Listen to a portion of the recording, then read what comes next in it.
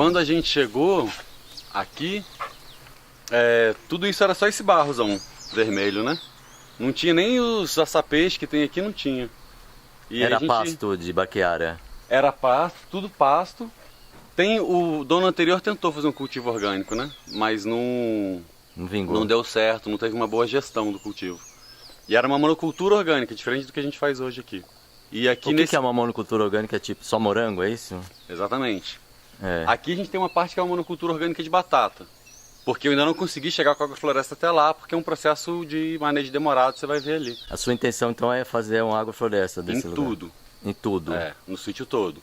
Até agora eu consegui fazer em 2/3, e aí a gente vai caminhando com ela, porque ela vai devagar, né? Tem a velocidade dela de formação, né? Porque a agrofloresta, sobretudo aqui, a gente não tem funcionário treinado para trabalhar com isso. Então sou eu que faço praticamente sozinho. A sua esposa, seu filho ajudam ou não? A minha esposa, ela faz granola, pesto, beneficia os produtos aqui pra gente vender. E você fica com a parte mais da terra? E eu fico com a parte mais da terra. Que área que você tem aqui, Wilde? Eu tenho 25 mil metros. Dá um alqueire praticamente, Dá um alqueire. Eu tenho um alqueire. Então, assim, a gente faz várias feiras, né? Agora com a pandemia virou tudo feira virtual. Então ela administra essa parte da feira, a gente vende ovo caipira, granola, pesto, umas coisas assim na feira. E eu levo a parte mais bruta, assim, né? Verdura, banana, legumes. Então vocês estão vivendo da terra e dos produtos processados. Exatamente. Que a Aline faz, é isso. A gente tem um pouco de hospedagem também, que na pandemia parou, agora está voltando. Tem um chalé que a gente recebe hóspede e recebe vivência também. Gente que vem para cá para aprender agrofloresta, né? Sei. E aí a pessoa vem, se hospeda ali, geralmente durante a semana, então ela paga um pouco mais barato, de segunda a sexta, porque a gente tem uma demanda menor. Se hospeda e ela fica trabalhando junto comigo. Para aprender. Para aprender. Não pega tudo, não é um curso, a pessoa não pega tudo na ordem, a gente dá curso também. E aí o curso você faz tudo certinho. Tá, mas... Na vivência a pessoa vai pegar às vezes o plantio e depois o preparo do solo, de acordo com a minha demanda, né? Porque eu não posso parar, né? Assim, o trabalho tem que seguir. E é legal que a pessoa conhece como é de verdade, né? Não é assim, não tem uma fantasia, falar assim, você faz isso, faz aquilo. Não. A pessoa vai me ver trabalhando ali, vai se sujar, vai fazer, né? Vai arrancar mato, vai capinar, vai fazer tudo que é de verdade. E as construções, não tinha nada aqui também? Então, não tinha nada. Quando a gente chegou, a gente não conhecia muito bem assim, pedreiro, né? Aqui na região, não conseguia achar. Eu trouxe um amigo lá do Amazonas, que é um cara que topa tudo. Do Amazonas? Pera um pouquinho, você importou mão de obra do Amazonas para a Serra da Mantiqueira. Caramba, meu. Porque eu não encontrava nenhum pedreiro aqui que tivesse disposto a fazer... O que você estava planejando? A minha loucura, né? Bom, porque então... Porque eu quero fazer assim, eu quero fazer um telhado verde. E eu preciso de ajuda. E os pedreiros falavam assim, não vai fazer, vai vazar, não vai vazar. E eu falava, eu quero fazer essas paredes de... Eu gosto muito de trabalhar com madeira. E esse amigo também. Então, na verdade, a gente fez vários multirões familiares, né? Meus cunhados são marceneiros e tal. Veio todo mundo pra cá, mulher, criança, filho, né? Vovô, vovó, todo mundo. E fizemos quase toda a estrutura de madeira da casa. Botamos de pé o esqueleto. Fizemos com eucalipto cloesiana, as colunas.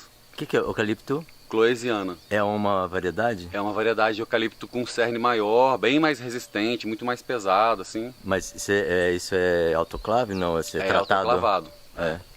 E a gente comprou no escuro, assim, um caminhão de madeira de demolição. Tudo pintada, cheio de prego, uns tamanho maior, uns tamanho menor. E eu precisava de alguém que topasse também essa... né? Tá aí, no escuro. E aí a gente ia tirando tinta, tirando prego, passando plana, passando lixa, invernizando, descobri que madeira que estava ali embaixo. Então, Wilde, uma coisa que eu falo para o pessoal que quer construir assim, mais alternativo, eu falo assim, é melhor primeiro você ter os materiais para depois fazer o projeto. Porque se você fizer o projeto e for buscar os materiais, pode ser mais complicado, não é não? Você tem que ter pelo menos assim, os materiais que você quer. Falar, eu não abro mão disso daqui. Tipo, a gente tinha um tapete de quando a gente morava nos índios, lá com os índios no Amazonas, que a gente não queria abrir mão daquele tapete. Então você tinha que construir um cômodo onde ele cabe. A distância entre a parede e a lareira é a distância do tapete. Certo. A porta, por exemplo, a gente tem uma porta de demolição ali, que a altura da viga é a altura da porta. A gente não podia fazer a viga e não ter como colocar a porta, né? Certo. Então alguns materiais a gente já tinha. E outros a gente fechou com pau a pique, um pouco com tijolo de solo cimento, né? Então, aquele tijolinho ecológico. Você fez uma estrutura de eucalipto e depois você foi fechando conforme... Eu faço alvenaria também, mas os pedreiros são muito mais rápidos que eu. Essa você deixou pra eles. E aí eu comecei a fazer, falei, não, é melhor eu voltar pra roça, gerar o dinheiro pra fazer a casa para o cara para poder pagar. Aí eu conheci um pedreiro daqui bom também, da região, que ajudou a fazer a gente terminar a casa, né? E aí ficou esse estilo rústico aí, só, né, piso cimento queimado, algumas paredes de pau a pique. Minha esposa faz essas artes também de... Essas externas são dela? Essas externas, de eu colocar como que distribui a garrafa, como que faz esses autorrelevo, né? Uns desenhos por fora.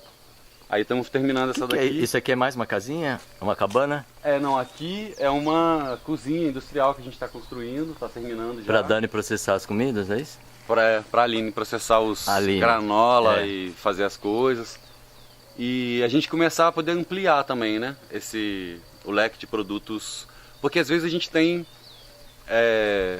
produto aqui, tipo berinjela, que está passando do tamanho do padrão, ou que está... Dá para fazer uma caponata, dá para fazer patê, baba ganoush. A gente faz e vende e leva para feira, né? Então, uma preocupação minha sempre, né? Esse vídeo vai ter uma certa visibilidade. Você tem como atender ao aumento da demanda? Porque... Então, a ideia é que essa cozinha, agora a gente consiga... A gente tem um forno aqui, porque a gente estava fazendo no forno de casa, né? No forno a gás normal? No forno a gás, doméstico, mas robusto, um grande, que a família vem pra cá, e aí não tinha forno passar o peru do Natal aí pra todo mundo. Então eles fizeram a vaquinha e compraram um forno maior pra gente ali.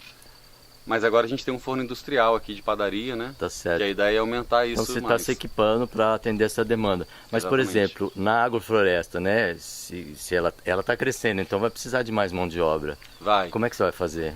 Então, eu tô treinando um rapaz daqui de perto, que ele vinha aqui comigo só na época da chuva, ajudar essa plantação da chuva, né? As capinas que aumentam, o roçado. E aí eu chamei ele de volta para cá. Ele vem agora 3 vezes por semana. Ele vinha uma vez. Tá vindo 3, tá vindo daqui 3, a pouco é 5. E aí eu insisto para que mesmo que demore mais tempo, ele faça o manejo como eu faço, como eu tô, né? Dentro dos princípios da agrofloresta, pra gente não ter doença, pra gente poder... E aos poucos a gente vai discutindo, às vezes acha até formas mais... Porque como ele é um cara que nasceu na roça também... Ele dá ideias para você, Ele dá ideias de como que os produtos daqui ele acha, como ele já viu fazer, e aí ele topa. Que legal, então tem sido legal também isso aí. Wilde, vamos mostrar então a sua agrofloresta? E daí eu vou perguntando da sua vida depois, porque eu já sei que vai ter muita história aí para nós falar. Wilde, vamos explicar, porque tem muita gente que não sabe o que é um sistema de agrofloresta. Resumidamente, o que seria? O sistema de agrofloresta ele é um sistema de agricultura onde você imita os processos da natureza, porque quando a gente olha a natureza, a gente olha uma floresta ali, a floresta não tem adubo, né? Não tem ninguém adubando, não tem ninguém... É o vento que poda ali, né? Então quando vem o vento muito forte, ele quebra alguns galhos e joga no chão. Os animais as folhas que caem, os animais que espalham as sementes. Então o que a gente faz é imitar esses processos e para poder criar uma agricultura, mas ela precisa ser rentável. Então a gente adapta algumas coisas, mas sempre no sentido de que o homem tem que ser o agente otimizador dos processos de vida. Então eu não vou esperar o capim subir para poder apodrecer, para poder o passarinho colocar uma semente, o vento quebrar o galho. Eu vou já roçar o capim, colocar um banco de sementes, colocar as mudas, já num processo onde eu sei que as mudas teriam mais sucesso, e fazer depois as podas e melhorar o meu solo. Acelerando o que a natureza faria em 100 anos, a partir do conhecimento que ela já nos deu, a gente faz isso em 10, entendeu? Em 15, gerando renda, né? Então, em resumo, é isso. Então, um agrofloresta, né, comparado com a agricultura que vem sendo feita, vocês podem chamar de convencional, né? ela consegue já dar um retorno de renda logo no começo como a outra, ou é mais demorado a implantação? Então, a agrofloresta, ela começa a te dar renda com 15 dias, 20 dias, depende do seu foco, né? Ah, é? Então, se a gente coloca... o que hoje existe, pensando na forma... Porque a agrofloresta ela precisa ser econômica, ecológica e socialmente também correta, né? Para o tripé da sustentabilidade. Socialmente correto, eu quero que você fale o que significa isso também depois. Então, tá. A gente faz uma linha... Hoje o que dá mais retorno na agricultura, sobretudo na agricultura orgânica, é o cultivo de frutas. Ah, é? Só que porque as frutas são bem mais caras. É, né? E tem menos gente produzindo, Tem menos gente produzindo fruta. Por quê? Quando eu planto aqui, por exemplo, aqui tem um sistema que eu comecei a fazer, tá bem jovem, com foco em atemoia.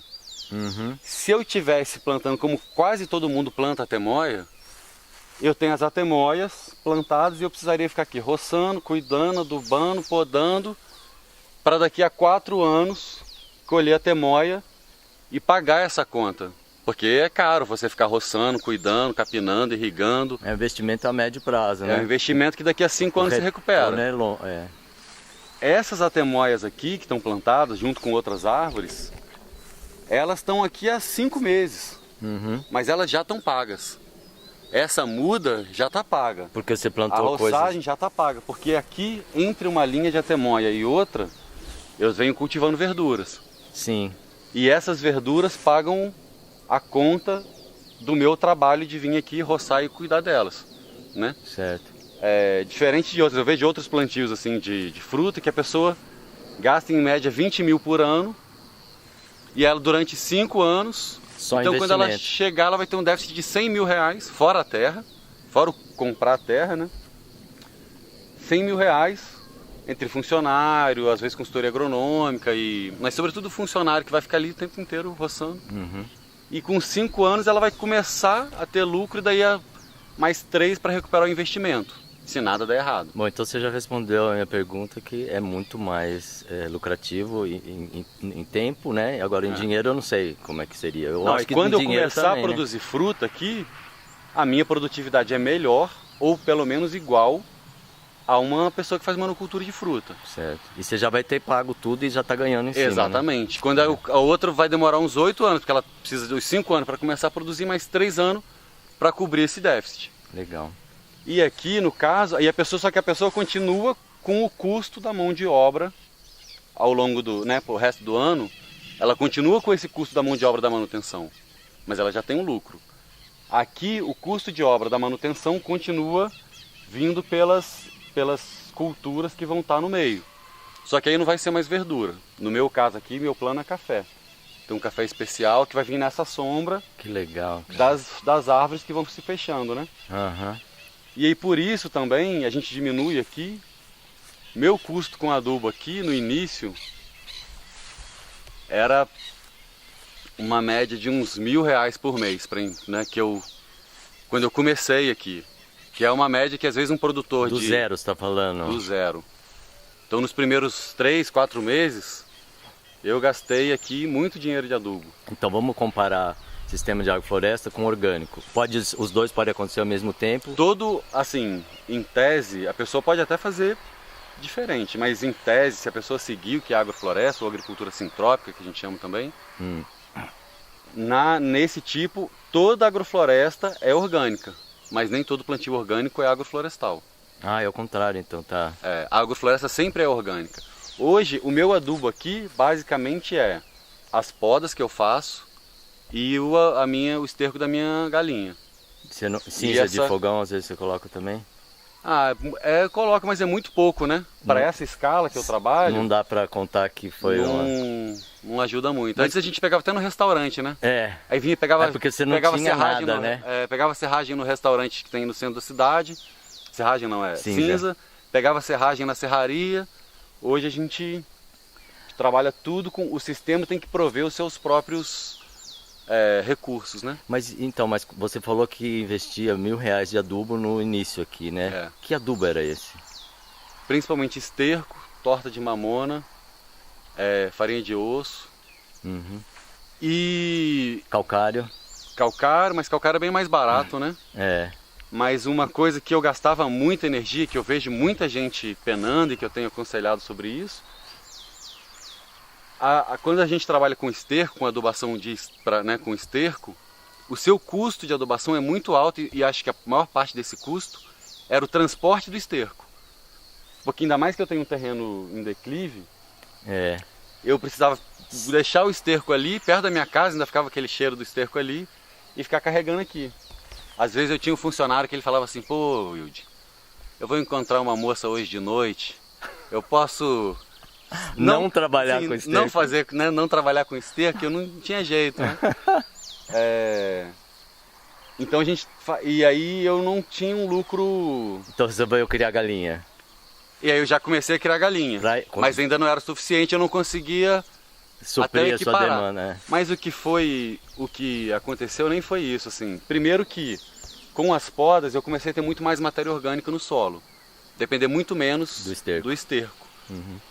E aí eu comecei a estudar e buscar com outros agricultores orgânicos, convencionais, assim, né, orgânicos de monocultura orgânica, como eles estavam resolvendo esse problema. E aí a partir desse diálogo, alguns agricultores foram me apresentando soluções, eu comecei a estudar mais, porque até tem um amigo que fala que antes a história era, se você não estudar, você vai para a roça. Hoje em dia não, você precisa estudar para ir para a roça. Então eu na faculdade tive aula de estudo de solo, né? Catei minhas apostilas, baixei alguns artigos científicos e fiquei estudando solo. Até que antes eu jogava aqui, vamos dizer, uns 300 a 400 litros de esterco. Que esterco a gente mede mais por volume, né? Eu pelo menos. Uhum. Uns 400 litros de esterco numa linha dessa, de 35 metros. E hoje com 30 litros eu adubo todo o canteiro.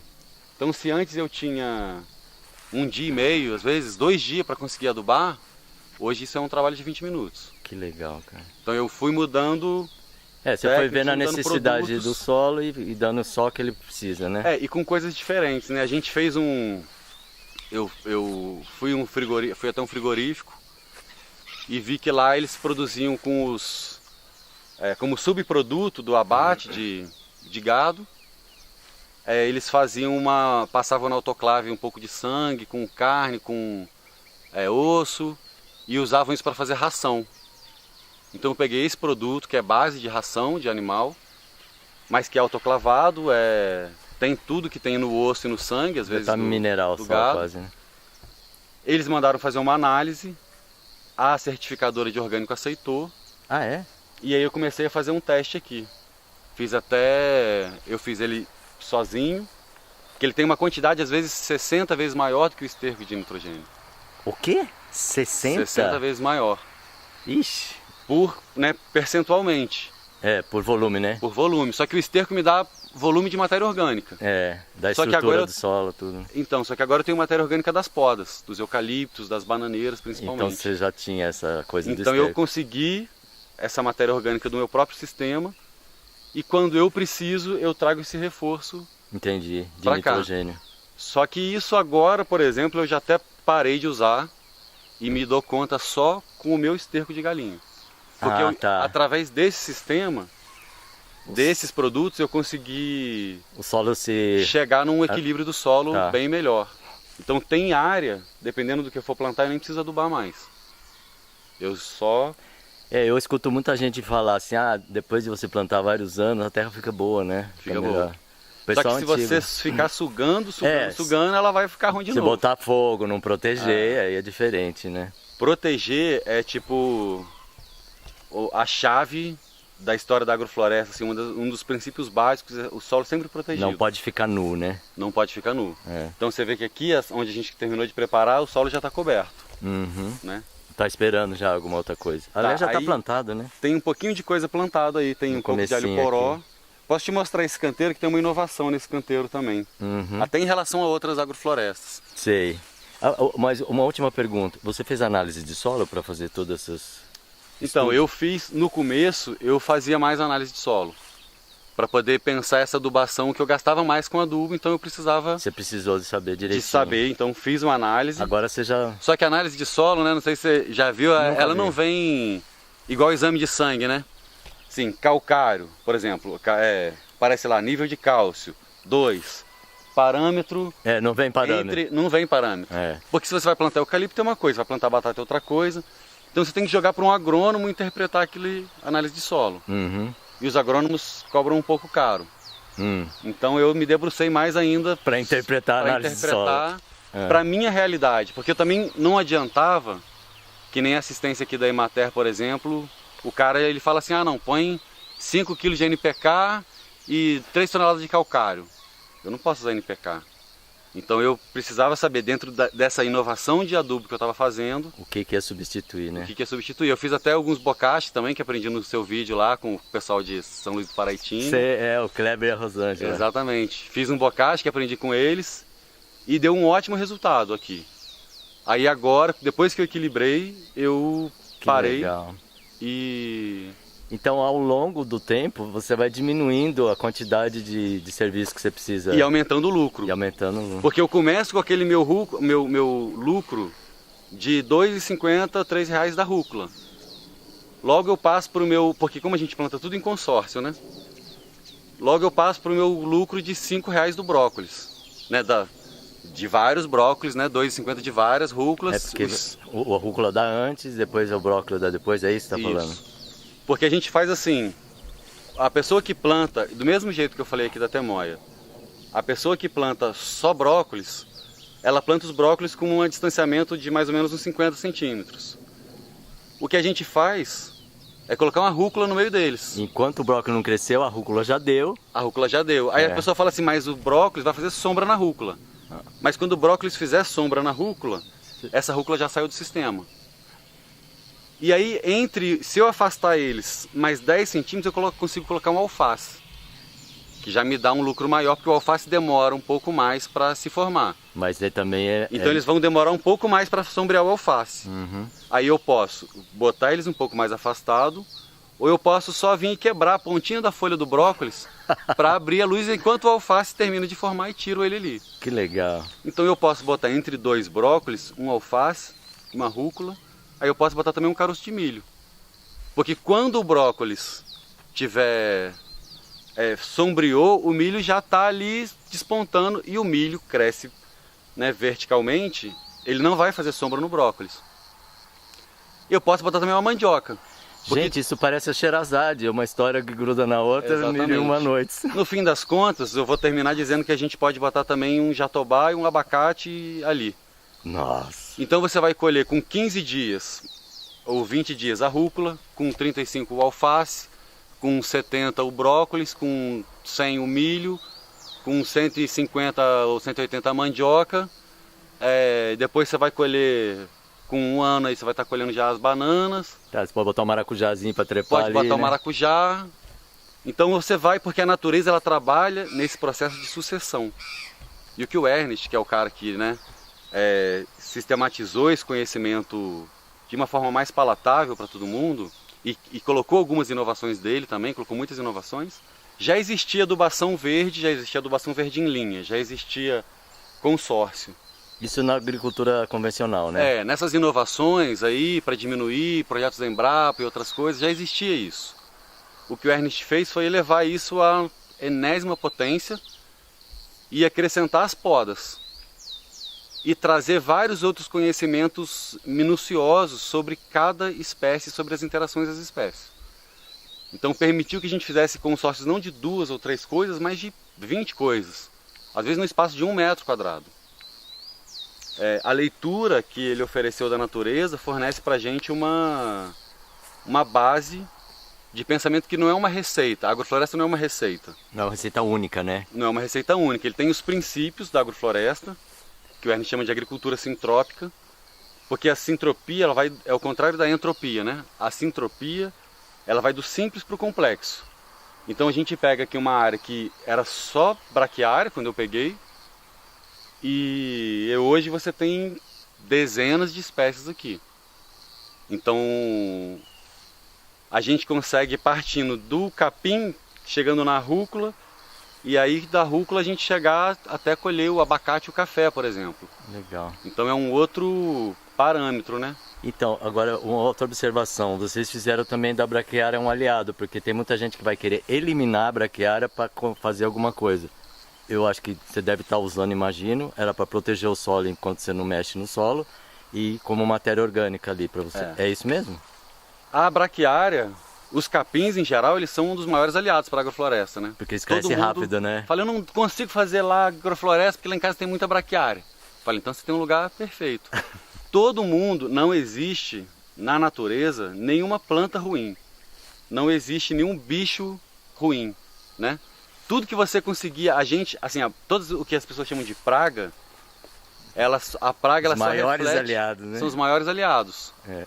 Então aqui, por exemplo, a braquiária, se não tivesse braquiária eu ia plantar ou mombaça, ou napier, ou a própria braquiária, para poder fazer esse serviço.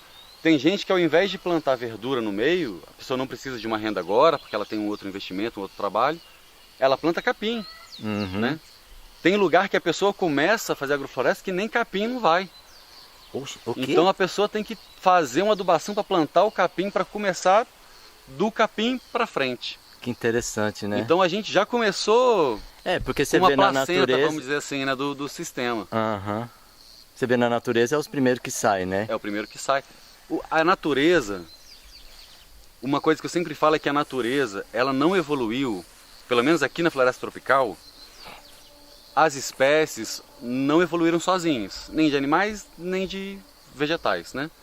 Uma árvore de cedro, ele não evoluiu sozinho, ele não criou a estratégia dele de sobrevivência como se ele tivesse Ele no teve meio um monte de é. antecessores que ajudaram ele. Né? E ele cria a sua evolução a partir da interação dele com outras árvores que estão fazendo sombra, que estão fazendo sol. Então a natureza ela tem um processo de crescimento, de evolução, de desenvolvimento, que é um processo de um sistema e não de um único ser. Então assim, as estratégias não são só de uma planta, as estratégias são da natureza. Então, por exemplo, quando uma árvore cai na mata, essa árvore vai cair, caiu com vento, porque ela era velha, por qualquer motivo. Abriu uma clareira. Se você tiver uma muda muito pequena que vem ali das sementes que estavam no solo, ela pode não resistir a esse sol, que vem a pino, a gota de chuva que cai martelando ela, jogando barro, né, que às vezes joga barro em cima dela, e o sol vem e esquenta aquele barro, torra aquela mudinha. Então o que a natureza faz enquanto sistema? Ela coloca uma embaúba, uma cecrópia qualquer, que cresce rápido, que cresce rápido e vem fazendo sombra. Enquanto isso, a outra, vamos dizer ali que você tem um cajarana ou qualquer, né, uma outra árvore vindo ali, que são as secundárias, né? Na linguagem populações secundárias, na agrofloresta a gente tem outros termos, mas... E quando essa embaúba ela já não é mais necessária, ela vai soltar os seus filhotes para poder fazer esses corativos em outras clareiras e ela entrega o seu corpo como adubo para aquele que está vindo. Né? Gente, eu estou emocionado aqui com essa descrição aí. Eu tenho um amigo que ele fala assim, é como se você estivesse concorrendo para uma vaga de vestibular, o outro passa, e ao invés de você ficar com raiva, você dá uma festa para ele. Entendeu? Você entrega os seus livros para ele, né? Porque ele vai conseguir aquela vaga e vai sobreviver o sistema, não aquela espécie. Então quando a gente faz agricultura, você não pode falar assim, aqui está dando formiga, né? É outra coisa que as pessoas morrem de medo. Está tendo formiga. A formiga é um grande aliado.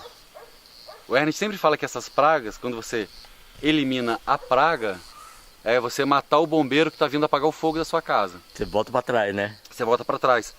Aqui, por exemplo, eu tive enfim, essas vaquinhas, né? Essas coisinhas assim em geral. A vaquinha é o bichinho, né? Vamos explicar. A vaquinha não é um de dar leite, é uma espécie de besouro que parece uma joaninha, só que ela não é bonitinha como a joaninha, ela fica comendo as folhas. Ou, por exemplo, um bom exemplo também eu tenho uma produção de berinjela, que eu vendo no atacado, berinjela, e a berinjela começou a dar fungo. E eu não sabia o que fazer, porque estava dando fungo, eu precisava daquela renda, porque está na minha linha que está sustentando as minhas frutas. E aí eu pedi um agrônomo que me ajudasse. Ele falou, você pega um caldo de sulfato de cobre, não sei o que, e passa lá, mas tem que ser aquele que é mais caro, que é o certificado de orgânico, que é o sulfato de cobre mais caro. Aí eu fiquei olhando e falei, não vou fazer isso. Na natureza, o Ernest sempre fala assim, na natureza, por que você não planta em estufa? O Ernest fala, na natureza não existe estufa, né? Na natureza não existe sulfato de cobre. Então o que eu vou fazer?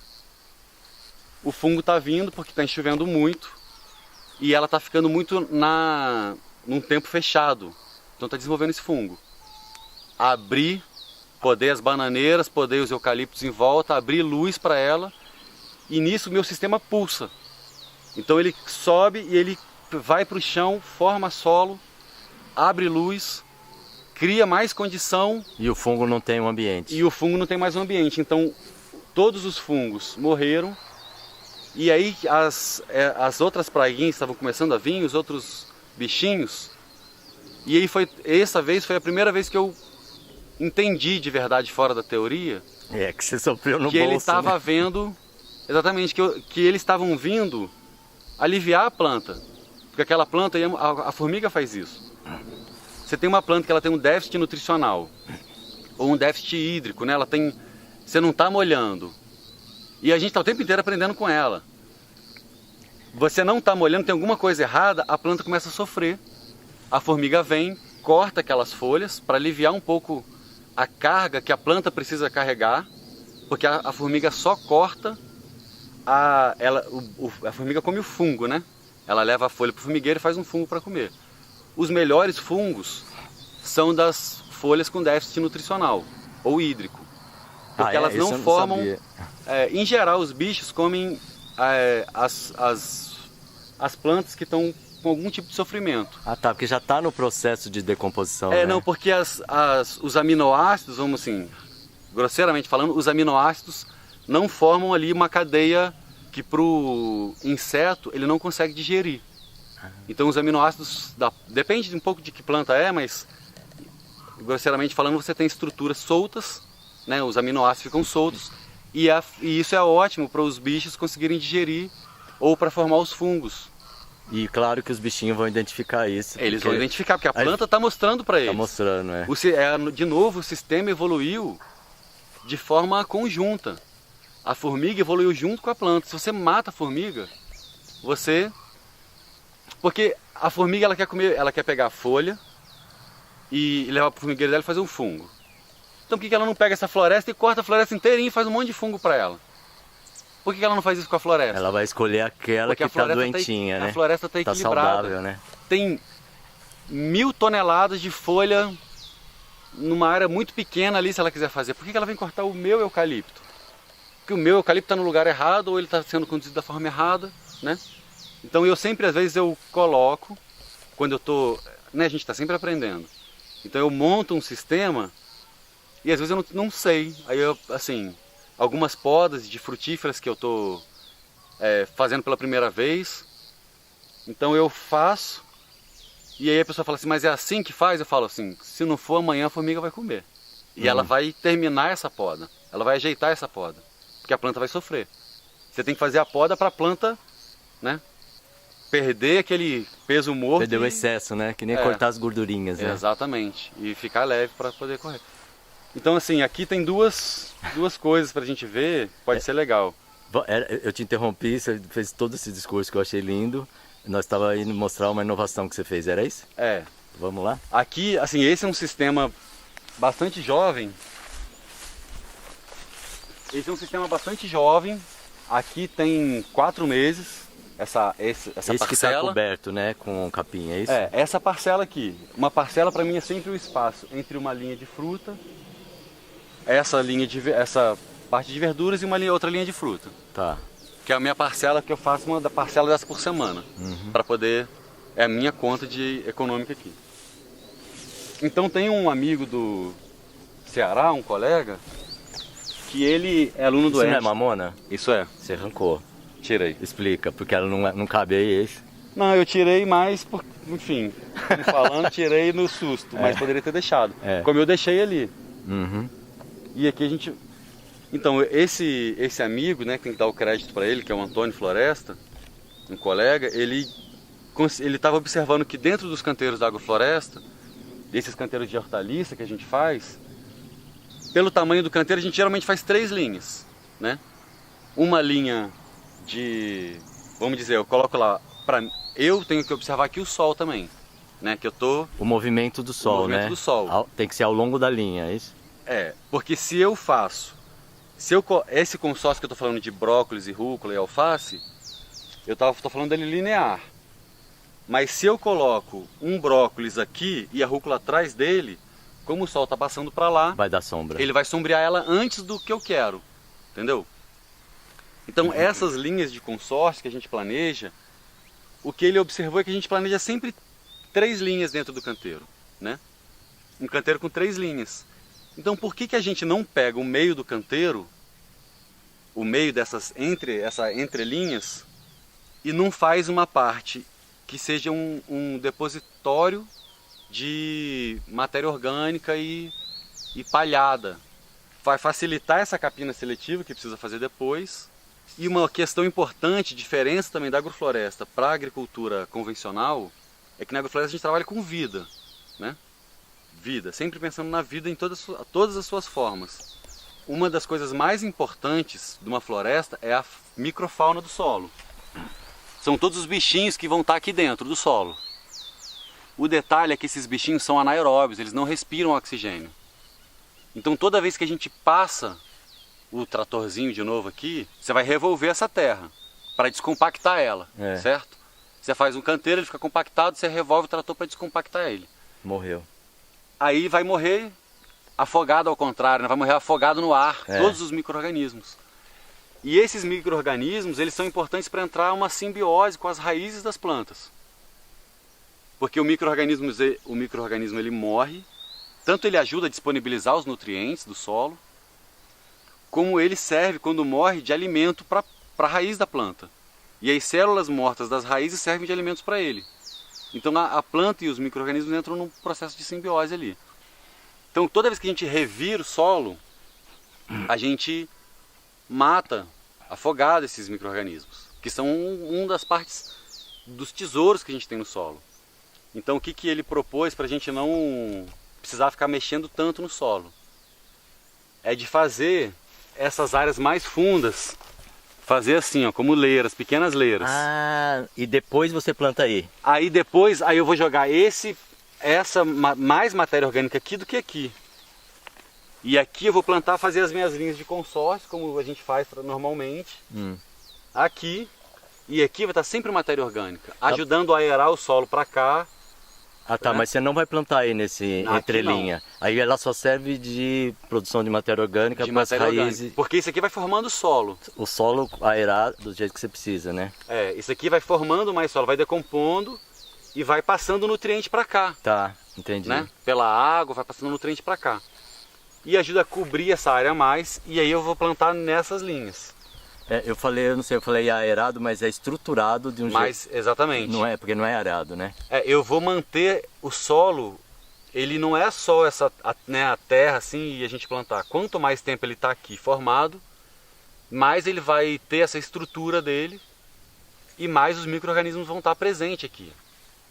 Então depois a gente não vai passar um tratorzinho aqui para soltar esse solo. Eu vou soltar só superficialmente esse pedaço, né? Então você mexe superficialmente. Superficialmente, com que ferramenta você faz isso?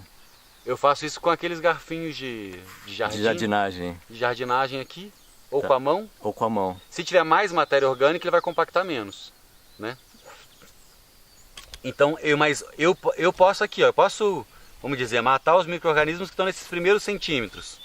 Mas aqui embaixo não. Vai ter mais aí. Aqui embaixo eles estão vivos ainda para se reproduzir, tá, né? E geralmente vai compactar mais aqui em cima. Então aqui a gente vai cobrir mais um pouco ainda, mais matéria orgânica aqui.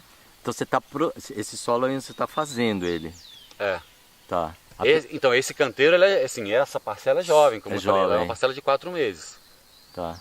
Então eu já tive uma ótima colheita aqui de brócolis, couve-flor. Você já colheu? Já colhi. Mas está no processo ainda de fazer o solo. Exatamente. Então eu já colhi. Eu refiz uma última vez o solo, porque ele é um solo que estava bem pobre aqui nessa região. E agora ele já está um solo mais abundante, né? E aí eu vou acrescentando mais matéria orgânica nele, para ele ter mais vida e mais fertilidade. Legal. Aqui você já plantou alho poró, foi isso? Plantei alho poró. Esses capinzinhos aí, alho poró. Aqui é tudo alho poró. Uhum. O alho poró, eu trabalhava com entrega de cesta aqui, né? Então eu tinha 35 clientes, mais ou menos, que pagavam uma taxa mensal e eu entregava para eles sempre assim, o que eu tenho de melhor, sabe? Eu entregava para eles os brócolis, as couve-flor, o que é da época, né? Que a natureza, eu dou muita volta para falar as coisas, mas a natureza dá pra gente sempre o que é da época. No auge do inverno, quando a gente mais precisa de vitamina C, a natureza entrega pra gente a tangerina, que você descasca ali, não tem nem desculpa de não descascar. Então as coisas com mais vitamina C, elas vêm no inverno, né? As coisas com mais água, pepino, abóbora, elas vêm no verão, que a gente precisa de mais. Então eu cansei de insistir para os meus clientes de cesta, dizer que o corpo dele não precisa de brócolis naquele calor. Ele precisa de pepino, ele precisa de abobrinha, berinjela. Então eu falei assim, agora eu vou fazer uma curadoria de alimentação, que é um nome chique para dizer que assim, eu vou ensinar vocês como comer, vou ensinar vocês o que você precisa comer. Que não adianta fazer yoga e não, né? A pessoa precisa entender o que a gente come. E eles entenderam? A maioria, eu ganhei muito mais cliente quando eu parei de abrir a lista e falar assim, escolhe o que você quer da minha roça. Quando você falou, vamos Porque quando eu falei assim, eu escolho, você paga, eu escolho e vou te entregar produtos de boa qualidade, numa quantidade maior. Porque antes eu tinha tudo isso para dizer o alho poró, mas antes eu tinha, vamos supor, 30 brócolis e 20 couve-flor. Aí os pedidos vêm de 40 brócolis e 5 couve-flor. Então eu deixo de vender 10 brócolis e perco um monte de couve-flor ali.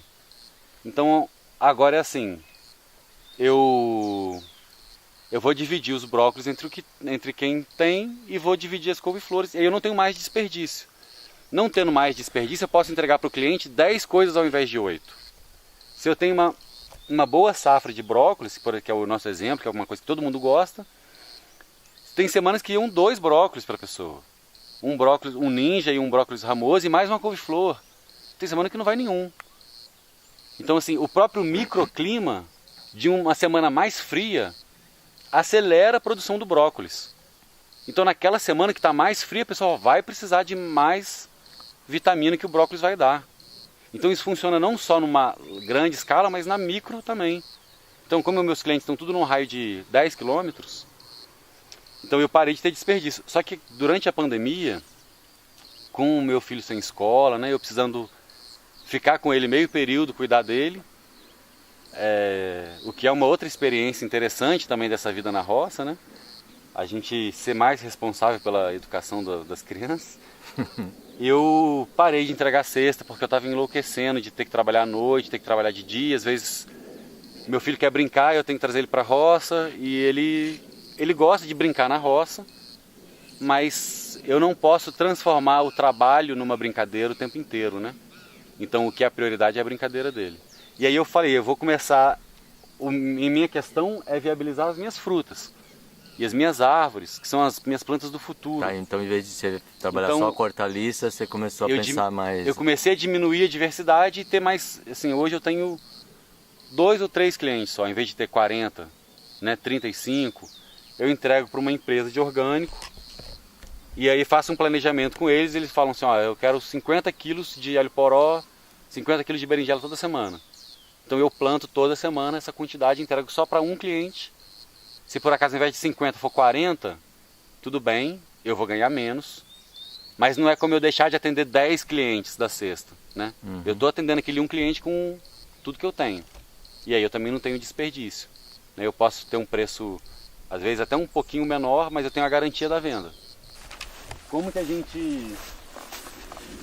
Essa linha é legal porque é um sistema é uma parte mais jovem, né? Então dá pra ver. Dá pra ver o começo, mas né? A gente vai numa outra área ali. Agora vamos falar dessa moça aqui? É o guapuruvu, não? Esse aqui é o guapuruvu. Aí qualquer um ia falar assim, o guapuruvu tá muito perto da temoia. O guapuruvu é uma árvore gigante. Como que você vai fazer? Como que eu vou fazer? Eu vou fazer como a natureza faria. Só que aqui eu tenho um interesse comercial na temoia. Então eu vou manipular o meu guapuruvu, que é uma árvore que aguenta muita poda. Ela aguenta poda? Aguenta bem poda. Cresce rápido, aguenta bastante poda. E ela vai disponibilizar muito, a madeira dela é pouco densa. Então ela vai disponibilizar bastante madeira para adubar o meu sistema aqui. Então eu vou podando ela de tempos em tempos, para que ela não faça sombra, ou não faça sombra demasiado na atemoia. Porque às vezes você quer um pouco de sombra também, que às vezes precisa de um pouco de sombra. É. Então aqui, ó, a 1 metro, a 50 centímetros eu tenho uma banana. Legal. Né? Aqui tá a gente está na época de chuva, tá com um pouco de braquiária no meio. Mas dá pra ver. Mas como a gente pode ver na outra linha, que aqui eu já tirei, nesse meio aqui, eu plantei alface, rúcula, brócolis. Então aqui no espaço de 1 metro, eu tenho um guapuruvu, um eucalipto, uma bananeira que foi plantada de cabeça para baixo. Você já viu isso? Ah, já, eu tenho até um vídeo falando disso aí, A bananeira plantada de cabeça para baixo. E aqui ainda tinha rúcula, brócolis, couve-flor. Então vamos dizer que eu tenho colhido aqui umas 4 rúculas, uns 2 brócolis e uns 2 couve-flor nesse espaço. Mas ainda vai dar para plantar de novo isso. Dá para plantar de novo se ainda não deu sombra, né? Só que eu agora estou concentrando meu esforço mais ali. Porque como eu estou sozinho, então agora eu vou deixar isso aqui seguir o caminho deles. Legal. Mas poderia ter colocado milho aqui, por exemplo. E aí o milho estaria aqui. É porque você não está dando conta de cuidar de tudo isso. Exatamente, porque eu tenho uma área maior. E agora eu resolvi que eu vou aproveitar. Como a gente está na época de chuva, eu preciso dar uma atenção maior para as minhas frutíferas. Então se eu ficar assim, aumentando o meu ganho mais R$2, mais R$5 aqui, é bom. Mas eu gasto o tempo de carinho que eu vou ter com a atemoia, por exemplo. Entendeu? Vamos falar da bananeira quando planta de cabeça para baixo. Diz que essas mudinhas assim, elas não dão filho, é isso? Você já ouviu falar? Porque você pega aquele olhinho, você vira, né, e corta em 4, é isso? Tem 4 olhos? Não. Não é assim que você faz? Não. Como é que você faz? Eu pego a bananeira, posso fazer ali para você te mostrar. Ah, seria legal. Eu pego a bananeira, corto ela. A bananeira que você está falando é um broto da bananeira. Não é? É um broto que altura mais ou menos? Qualquer tamanho. Eu pego geralmente com no máximo 1 metro. Tá. Porque a bananeira ela tem uma matemática envolvida nela, né? Ela dependendo da espécie, ela vai dar o cacho quando ela atingir 105 folhas ou 110 folhas, entendeu? Quando eu pego uma muda que já tem 6, 7 folhas e coloco aqui, eu vou ter 5% do caminho dela já feito e ela vai entrar em sofrimento por conta do transplante, né? Ela não entra aqui e fala, olha que lugar quentinho, gostoso, e vai embora. Ela chega aqui e fala, olha, cadê? Eu tava grudada na mãe, né? Cadê as coisas que eu estava acostumado, o sol não tá virado. Eu estava virado pegando sol nessa posição, agora estou pegando sol em outra posição. Então ela vai ter um sofrimento ali de 5% dela. E ela também vai ficar mais propensa a cair, como algumas ali você vai ver que estão caídas, que foram plantadas de outra forma. Essa daqui eu pego o bulbo dela, né, aquela parte redonda, e aí tem também a escolha da muda, porque tem as mudas de chifre e as mudas de guarda-chuva, já viu isso? Eita, é a de guarda-chuva que você faz? Eu pego a de chifre. A de chifre? Depois eu posso mostrar então ali pra você. Eu já vi, eu não entendo nada. E aí você pega esse bulbo, faz um corte nele, tira as partes todas embaixo, vira ele de cabeça para baixo, e aí ela vai crescer virada para baixo. Só que a tendência é sempre, a planta sempre sabe onde é para cima. Mas primeiro ela sai para baixo. Então ela vai sair para baixo e vai fazer um anzol. Curva. E esse anzol é que vai segurar ela para ela não... Para ela ficar mais estável. Para ela ficar mais estável, para ela não tombar com o vento nem com o peso do cacho, né? Então, mas essa muda... E ela vai zerar essa conta das folhas. E ela vai dar desde a primeira folha de novo uma folha já saudável, como essa daqui. Essa daqui só está sofrendo um pouco com a seca, que rolou uns 15, 20 dias de seca aí. Mas agora com essa chuva. Mas ela tá vindo feliz, botando folha nova, né? Então, mas esse de chifre que você falou, quantas mudas que dá ali para você plantar de cabeça para baixo? Eu faço uma só. Então, eu acho que o rapaz cortou em 4 e fez 4 mudas. Então, dá para fazer. Nos laboratórios eles fazem centenas de mudas. Mas daí são as micropropagadas. Bem, aqui eu não sei fazer assim em 4, né? Não. Mas eu acho que ele procurava o olho, então ele achava 4 olhos, separava tudo e fazia de cabeça para baixo. Aqui eu faço uma só. Assim ela dá filhote. Assim ela dá filhote. Agora, essa técnica de dividir em 4 é uma técnica para, né, de repente, para aprender quando você não tem disponibilidade de muda. Sim, é quando você tem pouca muda, exatamente. Aqui, como eu tenho uma alta disponibilidade de muda, nunca nem pensou nessa possibilidade. Né? Legal. Vamos deixar esse negócio da banana para outro dia? Tá, talvez, aqui ó, só para mostrar aqui essa linha, é legal fazer uma passada, se quiser. Vamos sim. Então assim, eu tento consorciar as nativas com as frutíferas, e aí as exóticas, assim, elas entram porque quando você está num sistema que não é o ambiente original daquela planta, não adianta eu plantar aqui uma peroba ou plantar aqui um jacarandá, que ele não vai vir se não tiver a condição para ele, de sombra, de fertilidade. Então assim, eu posso plantar meu eucalipto e criar com o eucalipto a fertilidade, a sombra, as condições para vir o jatobá. E depois eu corto o eucalipto e fica só o jatobá, que é o que a natureza faz com outras espécies. Mas a gente está num momento que um lugar que era só braquiária, né? Então você precisa de espécies que aguentam aquele ambiente. Então aqui eu tenho algumas nativas, né? O guapuruvu, aí eu boto a banana, aí eu tenho o eucalipto. Aí a minha espécie do futuro, a temoia. Essa que você está avisando aqui. Essa temoia é uma das plantas que a gente tem do futuro aqui né, comercialmente. Um pouco de capim-santo que ficou aí. Tá. Outro eucalipto. A mutamba. Mutamba, explica pra mim o que é isso que eu não conheço. É uma nativa? Olha, a mutamba ela é uma árvore que eu conheço bem pouco dela também. Mas ela tem um desenvolvimento rápido, aguenta bastante poda, né? E eu coloquei ela aqui para fazer esse teste com ela. E ela Mas é nativa? Fornecer. Não dessa região. Não dessa região. Eu não sei de onde ela é, preciso dar uma pesquisada. Tá. Mas você botou aí para fazer sombra e matéria orgânica? Matéria orgânica. Porque ela cresce rápido. Cresce rápido também, tá perto do eucalipto. Então ela aí tem mais uma bananeira, que veio daquele sistema. Aí mais eucalipto. Aí vão tendo várias outras, tá vendo? Outra temoia, e aqui eu deixei Aí você deixou a mamona. Deixei a mamona, então aí tem outras. Tem nativas, tem eucalipto, banana. Aí a temoia aqui com a mamona vindo aqui, tá vendo? Elas estão vindo juntas. E tão bem. Tá tudo bem com todas elas. Então deixa elas aqui, uma hora a mamona vai se entregar para a temoia. Isso daqui é uma coisa, ó. Como eu deixei o sistema aqui, deu muitos bichinhos aqui cortando as folhas, porque depois que eu colhi o brócolis aqui, depois que eu colhi todas as hortaliças, o mato ficou muito alto aqui, a braquiária aqui no meio, né, que veio depois, e eu não estava com tempo de roçar essa área, porque com as chuvas aumenta muito a quantidade de área para roçar. E aí as pessoas vieram aqui e falaram assim, você tem que passar aqui um fitonin, um ninho, um óleo com azeite, com não sei o que mais. Para combater a praga, xixi de unicórnio, qualquer coisa. É.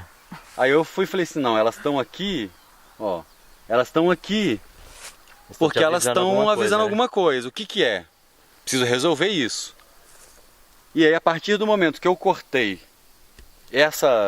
que eu deitei, né, tirei essa braquiária que estava vindo, picão, outras espontâneas que estavam vindo. Acabou, ela já começou a vir com as folhas novas. Olha, tem alguém aqui, ó. Tem, então. Tem um fedidinho aqui. Como você chama esse percevejo? É um da família dos percevejos. Legal. Aí de novo, eucalipto, banana, eucalipto. Aí no espaçamento original, a temoia. Legal. Então, você faz irrigação, né? Faço. Gotejamento, o que é?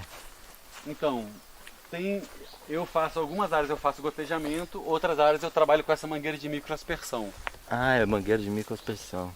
Porque gotejamento é bom que economiza água, mas é muita mangueira. A primeira vez que eu tirei o gotejamento, que as mangueiras estavam... Olha o tucano, que bonito ali. O tucano fica aqui comendo as florzinhas do ipê, né?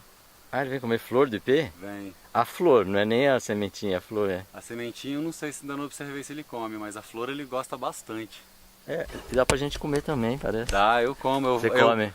Nessa cesta eu entregava... Flor do ipê? Flor do ipê, mas aqui chama-se flor do ipê? Chama Sítio dos Ipês. Sítio dos Ipês. Porque aqui toda essa área é de ipê, né? Então quando fica florido isso, depois do incêndio que teve ali, eles floriram de novo. Deu uma outra florada. Tem esse sofrimento, eles florem de novo. É amarelo? Amarelo, todos amarelos. Todos amarelos. Então a primeira vez que eu tirei as mangueiras de gotejamento daqui... Pronto, cheguei. E aí, lagartixo? O que você tem a dizer? Você trouxe a comida para nós? Na roça as crianças vinham trazer comida. Faz um café para nós lá, Bento. Criança, nunca vi fazer café. Você tá disfarçado de grilo? Você tá disfarçado de quê? Figurinha. Tava falando que a primeira vez que eu tirei as mangueiras de gotejamento para poder... Precisei jogar fora. Nossa, era um volume tão grande de lixo. De lixo. Que eu... Considerou, né? Considerei e uso ela bem menos. E também dá mais trabalho para arrumar, né? Uhum. Então aqui, ó, como eu falei no reparo que como tá chovendo muito, você não tá dando conta de tirar. Não tô dando conta. As matérias, a matéria orgânica ela vai mais rápido, né? Uhum. E então a matéria não, as plantas espontâneas crescem mais rápido. Mas aqui, ó, é um sistema que essa aqui já é uma área um pouco mais velha. Então aqui eu tô colocando o meu sistema todo. Ah, essa batata que ela cresce aqui porque eu plantei batata doce. Ah, mas você tá arrancando batata doce? Ai, que dó. É porque essa rama aqui ela não é para ela vir aqui. Né? Então ela vai virar só matéria orgânica. Porque eu plantei outra vez. E esse aqui, esse sujeito, você conhece? O que é esse? Esse é o café? É o café. Ah, isso aí é um catuaí. Então é um café arábico. Aonde a adubação dele, em grande parte, é dessa bananeira. Uhum. Né? Você comprou essas mudas? Eu ganhei de um vizinho. Uhum. Aqui eu preciso fazer um manejo, dar uma harmonizada nessa linha, né? Tá precisando. Porque para não cobrir ele. Não cobrir. Mas isso daqui é coisa de 20 dias, se não estiver bem coberto já fica assim. Então eu vou tirar. Então todo mundo que estava aqui, que não é mato, né? Que cada planta tem a sua função, vai trabalhar para o café. Eu tô vendo, você tá protegendo ali em volta dele, né? Para o café e para a temoia. Entendeu? Inclusive a banana. Ela tá doando boa parte da matéria dela aqui. Com essas folhas que vão caindo, com as folhas, né? com os troncos. A gente tem um manejo de banana, você vê que tá tudo cortado em copinho aí, tá vendo? Tô vendo. Para que é isso? Para apodrecer o tronco, é isso? Esse copinho aí a gente faz... Para que serve isso? Porque para não dar broca, né? Ah, para então, broca não sobreviver aí, porque então já... quando a gente faz aqui... aqui agora é água da chuva de ontem, mas quando a gente faz esse copinho... Ela verte água, né? Ela verte água, isso aqui fica cheio d'água. O besouro da broca, ele vai vir aqui, ele sente o cheiro da nádia fresca, ele vai vir aqui botar o ovo dele vai cair nessa água. E essa água aqui é anaeróbia, né? Vai afogar, não vai? Vai afogar. Então, e o resto da bananeira, a gente corta ela em dois e coloca como aqui, ó. Aqui que você fez. Tá vendo? Ela tá aqui alimentando o café. Corta ela em dois e põe ela de cabeça aqui. Pra baixo assim. Porque se o besouro colocar o ovo dele aqui, esse tronco aqui vai apodrecer antes do besouro completar o ciclo dele e se formar uma larva. A larva completar o ciclo e se formar o besouro. Então ela morre antes de fome. Morre antes. E aí você vai diminuindo a viabilidade da espécie do besouro aqui nesse sistema. Você pode não acabar com ele, mas você diminui muito, né? Diminui. Agora, eu vi você arrancando os matos com a mão. Você usaria enxada para capinar aqui? Ou como é que você faz? Então, nessa área aqui, a gente já está fazendo uma capina seletiva, né? Então eu vou aqui, vou tirar tudo com a mão, vou colocar onde eu quiser, né? Vou cobrir o solo, vou alimentar o café aqui. Então nessa área eu não uso enxada mais. Eu vou usar enxada só no meio, nas ruas, entre um canteiro e outro. No lugar que você caminha. No lugar onde eu caminho. E você não cobre esse lugar que você caminha com mato? Cubro também. Isso. Só que, em tese, eu tenho que cobrir tudo. Mas na vida real... Não sobra matéria orgânica para cobrir. É muito trabalho de cobrir e às vezes você não tem essa... Agora no verão a gente tem mais. No inverno a gente prioriza cobrir o canteiro e plantar logo, porque você precisa plantar para poder girar economicamente. E aí eu posso chamar um diarista, ele vem, às vezes capir no meio do canteiro. Então, às vezes não dá tempo na vida real de cobrir, de fazer tudo exatamente como a teoria tem que manda. ser feito, né? Então, às vezes a gente coloca menos cobertura no meio. Tá. E também no verão, se você cobrir com a raiz, se você botar no meio dos canteiros com a raiz, pode ser que vai brotar ali, né? Você vai ter 2 trabalhos. Aí no canteiro eu não coloco, eu não tiro assim e coloco no canteiro, né? Eu passo a roçadeira na braquiária. Aí pega só a parte cortada. E pego a parte de cima e coloco. Tá. Porque senão vai rebrotar ali, né? Vai rebrotar. Porque mesmo que você coloque ela de cabeça para baixo, a braquiária ela vai, dá um jeito, né? A braquiária é terrível. Então a gente tem essa parte aqui, essas atemóias dessa linha, elas estavam mortas praticamente. Aí eu vim abrir luz, porque a formiga comeu ela umas 4 vezes. E eu falei, vou perder essa atemóia. Você nunca matou formiga? Eu já tentei aqui cortar folha de mamona para colocar no... o pão com vinagre. Pão com vinagre eu não fiz. Mas eu cortava a folha de mamona e colocava, ela carregava a folha de mamona para dentro. Diminuía um pouco? Diminuía, mas aí ela muda de lugar. Só que isso dá um trabalho, Chico, que eu fiquei assim... Chegou uma hora, para quem... Eu não gosto muito de videogame, mas eu fico falando que esse negócio que é o chefão da fase, sabe? A formiga, no videogame, o cara vai jogando videogame e tem um chefão ali. Que ele precisa matar, passar a grande barreira para ele avançar para a próxima fase do jogo, né? Sei. A formiga, ela é isso. A formiga, você precisa entender ela...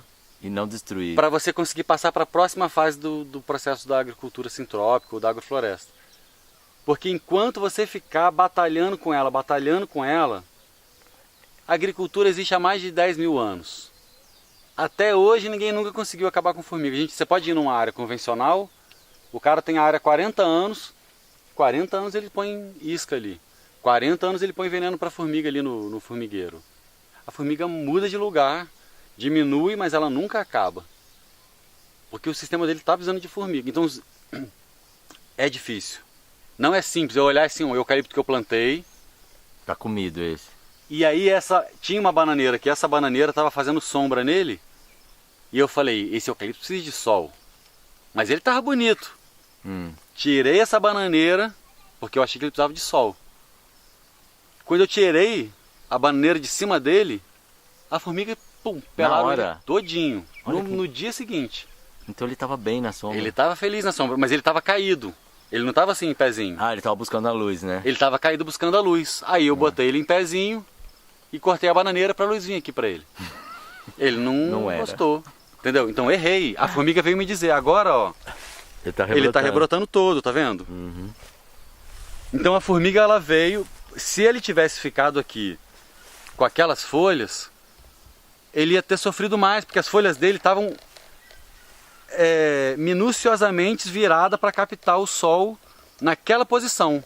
O que não é natural para ele, o eucalipto não cresce desse jeito. Não cresce desse jeito.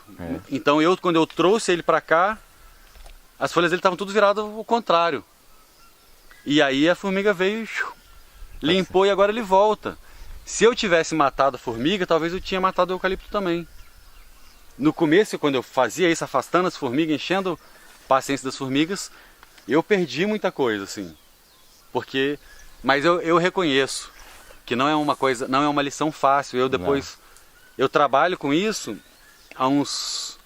com agrofloresta, assim, na casa dos outros há uns 15 anos.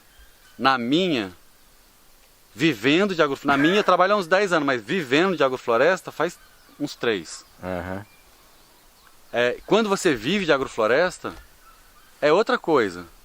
Sim. Quando você tem muita gente faz o curso com ele, faz o curso com outras pessoas. Faz diletantismo. E começa a dar consultoria já, né? Quando eu comecei a viver de agrofloresta, você começa a ir na casa de um produtor e você vê assim, um capinhozinho às vezes na leira, você sabe que é chuva, você sabe a dor do cara, né? E as escolhas que ele... A dor ou a alegria que levaram ele a fazer certas escolhas, né? Quando você não vive, você está sempre assim, não. Quantas pessoas eu ficava mordido. E eu reclamando de formiga e a pessoa falava assim, a formiga é o bombeiro que vem apagar o fogo. E ficava com esse papinho e aí eu ficava mordido. Porque a pessoa não sabia, porque ela não vive de agrofloresta. Ela escutou falar isso, mas ela nunca sentiu essa dor. E aí, mas eu sabia que ela estava certa na teoria.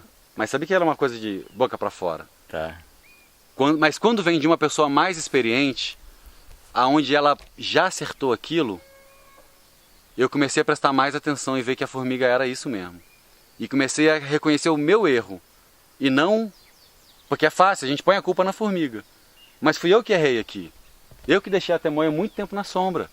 A formiga é só o sintoma do seu erro, né? A formiga, na verdade, desvio, né? ela vem mostrar o seu erro, ela não é nem um sintoma de uma doença. Tá certo, né? Ela vem apontar. Ela é né? um mensageiro. Mensageiro, tá certo. Né?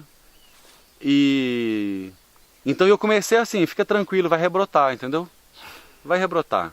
A formiga corrigiu, agora tá tudo certo, agora ele tem luz. Eu já conheço as necessidades dessa planta. A formiga já abriu luz, ele já está em pé, já comeu tudo e já vai rebrotar, agora ele vai vir forte. Então eu começo a ter tranquilidade com isso. E entender ela de fato como um mensageiro. Quando eu fiz isso, eu acho que os dois grandes passos que eu dei aqui foi parar de usar esterco de fora, aprender sobre uma adubação mais interessante e vencer essa etapa de querer exterminar a formiga. De pegar a formiga e trazer ela como minha aliada. Que legal, cara. E não como um inimigo, né? Senão, na natureza nada pode ser seu inimigo. Todo mundo tem que ser um recurso. Parafraseando, falo muito, eu sempre vou ter que falar muito do Ernest porque é o cara que, né, nos ensinou isso tudo. Né? Mas ele fala assim que o objetivo é você chegar a ser um ser querido pela natureza. E você aumentar a vida em quantidade e em qualidade. Porque se eu estou o tempo inteiro tirando, eu estou matando a formiga, estou tirando vida, matando micro-organismo, matando besourinhos, matando, né? Você está matando. Não é isso, o objetivo é você chamar todo mundo. Eu me agoniava com o tatu que estava comendo a minha batata, e aí ficava querendo perseguir o tatu, que aí eu soltava o tatu lá no meio da floresta e vinha outro.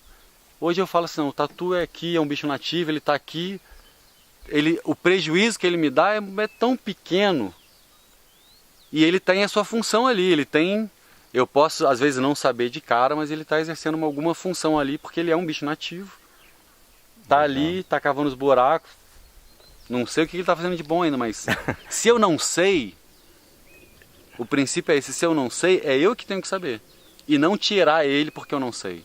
A gente mata muita planta por não saber, a gente comete muito erro por ignorância. Então assim, na dúvida deixa aí, espera para ver, né? Então, o Wilde, nós entramos nessa coisa de consultoria, né? Isso é um dos trabalhos que você faz também, serviço que você presta, né? Eu queria que você falasse um pouquinho disso aqui, porque você está vivendo a agricultura aqui, mas você também vai na propriedade dos outros, você recebe pessoas aqui para ensinar, né? Como é que funciona isso aí? Um público grande que a gente atende é pessoas que compraram um sítio e têm interesse em viver da terra, né? Tem interesse em viver na terra e viver da terra. Mas muitas vezes não sabe como começar. Às vezes já até fiz um curso de agrofloresta e não sabe como começar. E como dar uma viabilidade econômica para isso. Então, eu ou vou na propriedade das pessoas, né, e lá ajudo ela também a planejar num processo de permacultura os melhores lugares para construir a casa, para posicionar a roça, para posicionar a casa, outras infraestruturas que ela tem, às vezes um galinheiro. E ajudo a pessoa a fazer a agrofloresta, a implementar de acordo com o foco dela, com o potencial daquele lugar. De cada lugar vai ser um lugar. Se a pessoa pega e está assistindo às vezes esse vídeo lá em, né, vamos supor, no Rio Grande do Sul, é outro clima, e ele quer repetir o mesmo sistema que eu, já vai se dar mal. Vai se dar mal. Ou às vezes mesmo aqui perto de São Bento, às vezes está em Pindamonhangaba, o mesmo sistema já não vai dar certo. Então em cada lugar você precisa, né, porque eu morei muitos anos na Amazônia. Quando eu vim para cá, meus primeiros erros foi tentar repetir as coisas que eu fazia lá, as espécies, os espaçamentos, né? Então a gente faz uma coisa personalizada para a pessoa, para o cliente. E também eu sempre procuro trazer eles para cá, que aqui eu consigo mostrar um sistema um pouco mais avançado, para ele ver como vai ser no futuro. E ter tempo de conversar sobre a parte econômica, que geralmente interessa muito para as pessoas. Então eu dou curso para grupos, eu faço vivência com famílias individuais, ou com uma pessoa individualmente, ela se hospeda aqui em casa, tem uma casinha aqui de hóspedes, ela se hospeda aqui e fica vivendo comigo, aprendendo, né? E faço também às vezes para comunidades, aí assim, PNUD, né, que é Nações Unidas para o Desenvolvimento, então eles financiam um projeto numa comunidade, e aí a gente pensa um sistema para toda aquela comunidade. Que não é para uma família só. Que não é para uma família só. Então às vezes uma família tem mais terra e menos tempo, então ela vai botar ali uma planta que precisa de menos cuidado e que tem uma renda menor. A outra família tem menos, então a gente vai planejando de acordo com a realidade de cada lugar, os potenciais, seja para uma pessoa ou seja para uma comunidade, né? Então a gente tem também essa... Porque a ideia... E assim, isso vai custar para uma pessoa, para um fazendeiro, muito mais do que para um pequeno agricultor, né? Porque eu vivo disso daqui, eu vivo de plantar e colher. Então o nosso objetivo com isso não é ganhar dinheiro, é levar a agrofloresta para o mundo. É como o solo que você vai dando vida, né? Exatamente. Esse vai para o tecido social e vai para o planeta, né? A gente está multiplicando a agrofloresta pelo mundo. Porque, sobretudo para pequenos agricultores ou para gente que quer fugir dessa correria da cidade, dessa insanidade do sistema, né, vamos dizer assim, a pessoa, muitas delas não tem um investimento, não tem um imóvel alugado, ela precisa chegar na terra e precisa começar a ter renda. Então esse sistema, eu acredito muito que a agrofloresta é uma solução muito forte para a agricultura familiar, né? Então levar isso para as outras pessoas, eu tenho alunos que hoje me mandam fotos, falam assim, olha, eu estou comercializando, estou vendendo, estou vivendo disso. Então eu me sinto muito realizado, né? Quando eu vejo que eu proporcionei para uma outra pessoa uma vida mais amena, mais digna às vezes, né? E é isso, vamos agroflorestar o mundo, né? Um outro colega fala também que a revolução será agroflorestal. Porque pode ser, né? Existe uma pequena revolução em curso. E eu vejo acontecendo.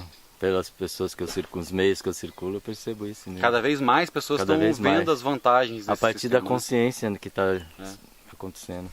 Porque a agrofloresta ela trouxe de volta uma dignidade para o campo, onde não é mais vergonha você sujar a mão. Você sujar a mão, você ser agricultor. Quando eu pedi demissão do meu trabalho e que eu trabalhava já em sistema agrofloresta, mais assistência com comunidades, assim, mas que foram com os índios, que os índios fazem um sistema de agricultura agroflorestal e eu ajudava eles na comercialização dos produtos deles, né, na parte de economia. Quando eu vim para cá, tirei meu registro de agricultor e falei assim, eu sou agricultor. Orgulho. É um orgulho.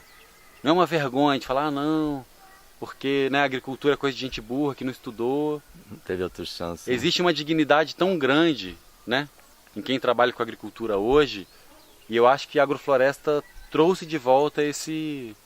E porque também é um trabalho assim, a gente tirou a ideia, quando a pessoa vem aqui buscando a agrofloresta para aprender, ela não está buscando aprender agricultura só, mas ela está buscando aprender uma agricultura onde ela trabalha mais na sombra, onde o esforço dela é otimizado, onde o lucro dela é melhor, né? Então isso traz de volta também a dignidade, né? E eu acho uma coisa legal, você vai trabalhar com consumidores conscientes que valorizam o seu produto, que ele não vai comprar ali só porque está mais barato, só porque está mais do jeito que ele quer. Muita gente que vem aqui, Chico, assim, muita gente que vem fazer a vivência aqui em casa, às vezes mora aqui perto, ou às vezes se hospeda aqui em casa e faz essa vivência, ela nem tem intenção de fazer agricultura. Ela quer ter a vivência mesmo, a experiência enquanto consumidora, né? E aí ela vem aqui e descobre um monte de artimanhas do sistema que chegam na casa dela, às vezes uma comida com uma embalagem tão bonita, mas que existe um sistema perverso por trás. eu acho que talvez 50% das pessoas que vêm, elas nunca vão plantar uma roça de fato. Desse jeito que você faz Desse aqui, jeito né? que eu faço, assim, em escala e viver disso. No máximo vão ter uma horta na varanda do apartamento delas. Mas enquanto consumidores, enquanto cidadãos ou cidadãs, elas são pessoas melhores, né? Estão Porque fazendo elas melhores escolhas já. estão fazendo melhores escolhas. Ô, Wilde, você falou de escala, né? Que tamanho é o maior e que tamanho é o menor que dá para fazer agrofloresta? A agrofloresta dá para você fazer de 1 metro quadrado até 1 milhão de metros quadrados, né? Até o planeta inteiro. Até o planeta inteiro. O desafio econômico que hoje as grandes fazendas agroflorestais estão enfrentando é o custo elevado das podas em altura. Porque eu hoje aqui, para mim compensa ainda financeiramente mais pegar uma escada, subir no eucalipto e podar ele. Mas para as grandes... não existe máquinas agrícolas que fazem esse trabalho tão personalizado, né? As corcovinhas, a cobertura do solo. Não existe trator para isso, como existe trator para você arar e plantar uma monocultura de soja. Então talvez o fator limitante podia ser assim, quando começou a ter que industrializar a coisa e fazer em grande escala, quer dizer, você já não consegue ver todas as suas plantas, então, não é isso? Não, porque Como o que a gente está fazendo agora é um esforço, sobretudo os caras mais antigos, como o Ernest e outros caras mais experientes que a gente, é desenvolver máquinas para isso. Ah, é?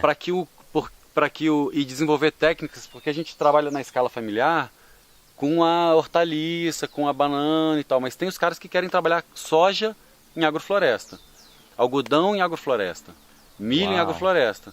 Então assim, como que você trabalha essas culturas que tradicionalmente são feitas em larga escala por máquinas em fazendas de 1 milhão de hectares, agora num sistema que respeita, porque mudar os grandes latifúndios, se você não consegue mudar eles socialmente, mas se ambientalmente você conseguir melhorá-los para o planeta, já é uma grande diferença. Ainda que a distribuição de terras tenha uma outra questão envolvida. Mas você conseguir que essas pessoas... Então, precisa de...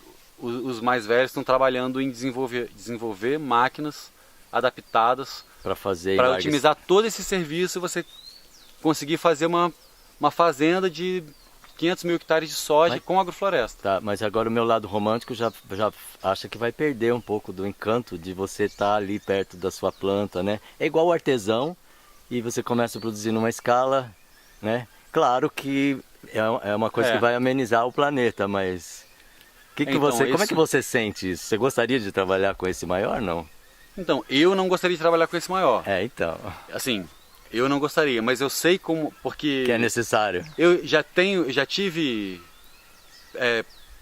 empresários que vieram aqui e falaram assim, olha, eu trabalho numa empresa de cosmético natural e eu preciso de tantas toneladas disso por mês. E eu tenho uma fazenda aqui, a 10 km da sua casa, eu quero que você faça isso orgânico para mim, agrofloresta, mas seja o gerente da minha fazenda. E você vai ganhar o dobro do que você ganha aqui. Isso aconteceu uns 2 meses atrás. Eu falei, não quero. Não quero. Eu quero ensinar meu filho a andar de bicicleta sem rodinha, entendeu? Eu quero... Tem manhã que eu falo, hoje eu vou ficar aqui com o meu moleque e vou jogar bola, né? A roça, a minha escolha é dessa opção. Se eu trabalhar 10 horas por dia, eu ganho tantos mil. Se eu trabalhar 4 horas por dia, eu ganho metade. Isso para mim for suficiente, eu quero estar mais perto do meu filho, estar mais perto dos meus cachorros, dos meus amigos, das minhas coisas. Mas eu entendo que é super importante que um cara que tenha uma área que representa 1000 agricultores familiares... Que poderia estar... Então, em vez de ser 1000 agricultores familiares que você precisa convencer um cara. Ah, tá.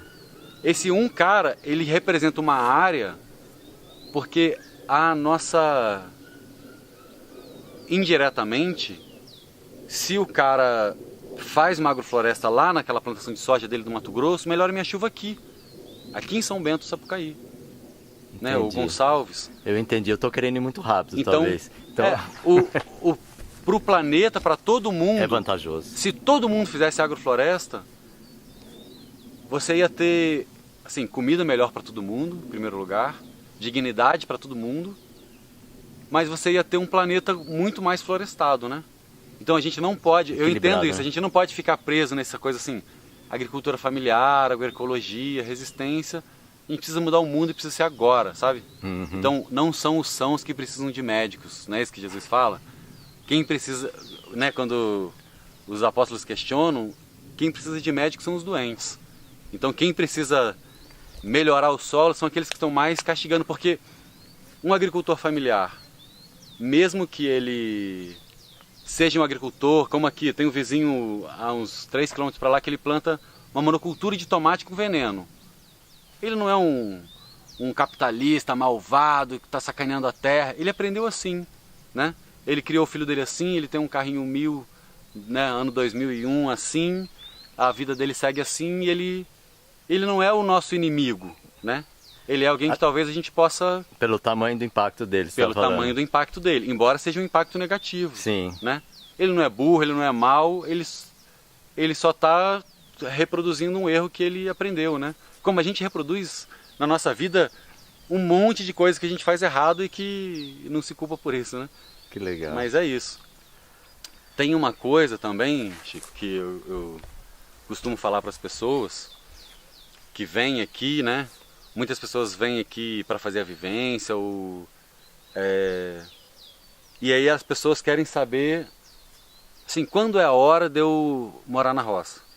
Quando é a hora de eu largar tudo e ir embora? Que esse aí é anterior até a essas práticas que você ensina, né? Exatamente. Esse questionamento. A pessoa fica assim, eu tenho muita vontade, porque muita gente fala, vem aqui e fala, eu tenho tanta vontade de morar num sítio, de ter uma roça, ir para a roça, mas eu não posso por causa disso e daquilo, e eu tô querendo. Como que você me diz? Aí eu tenho muitos amigos que, né, veem aqui meu exemplo e tal e querem, e eu costumo dizer que assim, a pessoa acha que vai vir para a roça, tá super estressada na cidade, briga com todo mundo, Que aqui vai ser a solução de e todos que os vir para a problemas. roça vai ser a solução do problema dela. Então, quando a primeira mudança é interna, porque mudar de lugar não vai fazer com que você mude alguma coisa dentro de você, né? Se você ainda não recicla, não separa o seu lixo no seu apartamento, você não vai separar o seu lixo na roça. Se você não faz compostagem no seu apartamento ou na sua casa, você não vai fazer isso na roça. Se você não faz yoga todo dia lá, você não vai fazer yoga todo dia aqui. Se você não faz exercício, qualquer coisa. Os hábitos não têm a ver com o seu lugar. O seu lugar te ajuda, né? Te ajuda a ter espaço, te ajuda a ter silêncio, né? Mas você tem monges zen no centro de São Paulo. Você tem monges zen que moram no centro de São Paulo. Você tem gente estressada morrendo de infarto no meio da roça. Então, o ideal é que a pessoa busque a natureza dela dentro de si, nos seus hábitos cotidianos, e quando a sua natureza não couber mais na sua casa, né? Você já fez tudo que você podia ali, a sua casa já é. E aí você fala assim, agora eu preciso de um lugar maior para expandir esse meu trabalho, né? Para mudar essa escala. Então assim, quando a sua natureza não cabe mais na sua casa, aí você aumenta a casa. É como, a questão é dentro da gente, né? Então você pode ser eu falo que você pode ter em estado de sítio dentro do seu apartamento. Estado de sítio dentro do apartamento. O estado de sítio é o estado de espírito da gente no sítio, né? Essa é uma história dos novos baianos Que legal. Que o cara falou, na ditadura vocês fizeram como? Ele falou, a gente ficou em estado de sítio, comprou um sítio e ficamos lá. Né? Aí eu pensei isso, vou ficar em estado de sítio, vou comprar um sítio e vou para lá. Muito Acho legal. que é isso, é uma questão de dentro para fora, né? E não de fora para dentro. Cara, eu acho que a gente tem que terminar esse vídeo agora, com isso aí você falando. Eu te dou um abraço no coração, cara, porque tudo que você falou eu achei muito legal, cara. Que bom que vocês gostaram. Eu não sei se você tem esse discurso sempre, mas eu achei perfeito, cara. Maravilhoso. Eu também sempre saio de forma diferente, mas a gente na roça reflete muito, né? Você fica trabalhando sozinho aqui, olhando a natureza, pensando em tudo que em tudo que é essencialmente verdadeiro, porque essas coisas elas estão aí de fato, né? E elas trazem pra gente uma verdade que você precisa estar sempre... Você volta pra essência, né? Quando você pega na terra e começa a se reconectar com os ciclos da natureza. Porque eu vim buscar isso. As pessoas que vêm para cá, elas estão buscando isso, né? E acho que cada vez mais as pessoas precisam da verdade da natureza, né? Da história que está escrita no livro da natureza, assim, para dormir em paz. Legal. Wilde, talvez a gente comece outro vídeo, sei lá, eu preciso fazer umas perguntas para você.